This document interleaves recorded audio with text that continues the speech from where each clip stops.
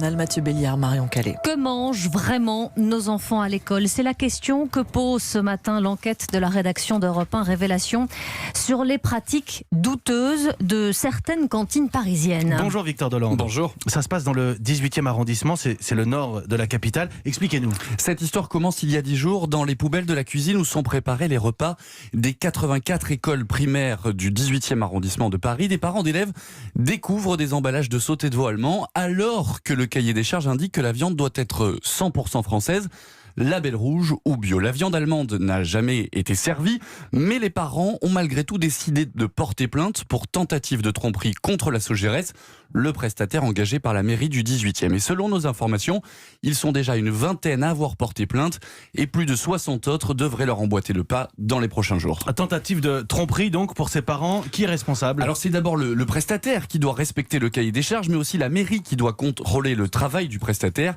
Et ce qui est intéressant dans cette affaire, c'est que ce n'est pas une première.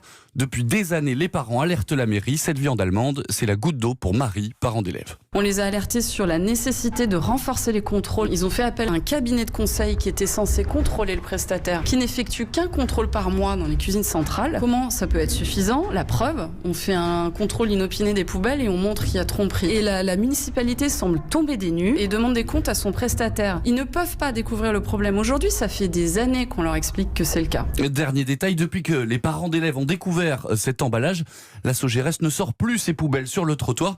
Elle attend plutôt que le camion des éboueurs soit juste devant la porte pour sortir ses déchets. Alors cette histoire, Victor, elle concerne un arrondissement parisien. Est-ce que c'est déjà arrivé ailleurs? Oui, l'année dernière en Ile-de-France, on a retrouvé des vis et du métal dans des purées servies à des enfants en crèche. Il peut y avoir aussi des tromperies sur l'origine des produits comme à Paris ou sur le poids des aliments servis. Je vous donne un exemple. Le cahier des charges indique qu'il faut 60 grammes de viande par enfant. Le prestataire va en livrer que 53 par portion. Il va donc récupérer 7 grammes multipliés par des milliers de repas. Les marges peuvent être énormes. Mais comment ça échappe au contrôle tout ça? Ces contrôles qui sont à la charge des mairies sont justement trop aléatoires et les fournisseurs profitent de cette brèche, comme l'explique Sandra Franc-René, auteure du livre noir des cantines scolaires. Prenons un exemple, si le cahier des charges stipule que la viande qui doit être servie doit être uniquement française et label rouge, mais que derrière, elle ne va pas vérifier les bordereaux, qu'elle ne va pas se rendre sur place, le prestataire il fait ce qu'il veut, il achète ce qu'il veut. Quel conseil, Victor, est-ce qu'on peut donner ce matin aux parents qui voudraient s'assurer de ce que mangent leurs enfants? Alors, premier conseil, lire les menus ne suffit clairement pas. Et puis, pour juger sur pièce, vous pouvez déjeuner à la cantine de vos enfants. C'est un droit. Il faut tout simplement s'en saisir. Voilà, et c'est un droit dont on sera peut-être incité à se saisir après cette enquête. Victor Dolande pour Europe 1.